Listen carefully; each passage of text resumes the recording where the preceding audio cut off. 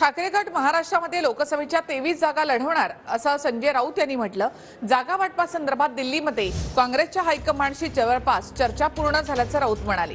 राऊतांच्या 23 जागा लढवण्याच्या दाव्याचं खंडन करणार नाही असं यावर विजय वडेट्टीवार यांनी म्हटलं आहे। जागा वाटपाचा विषय हा शरद पवार, सोनिया गांधी आणि उद्धव ठाकरे यांच्यामध्ये ठरेल असं जितेंद्र आव्हाड यांनी म्हटलंय। जागा वाटपाची चर्चा महाराष्ट्रातील ही महाराष्ट्रात होणार नसून ती दिल्लीमध्ये होईल आणि हायकमांड समोर होईल। आम्ही 23 जागा लढवतो हे आम्ही दिल्लीच्या काँग्रेसच्या नेत्यांना स्पष्ट सांगितलेलं आहे आणि आमचे संबंध दिल्लीतल्या काँग्रेस नेत्याशी अत्यंत मधुर आहे।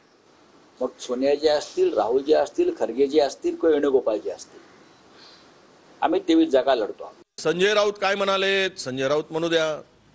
संजय राऊत जर 23 जागा लढतो म्हणाले तर आम्ही कशाला त्या संदर्भातलं खंडन करू? जो निर्णय आहे तो आमचे हायकमांड घेतील।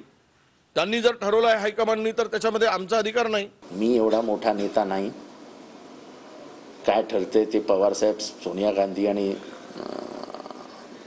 उद्धव साहेब ठाकरे यांच्यामध्ये ठरेल। त्यामुळे ह्या प्रश्नावर मला काही बोलायचं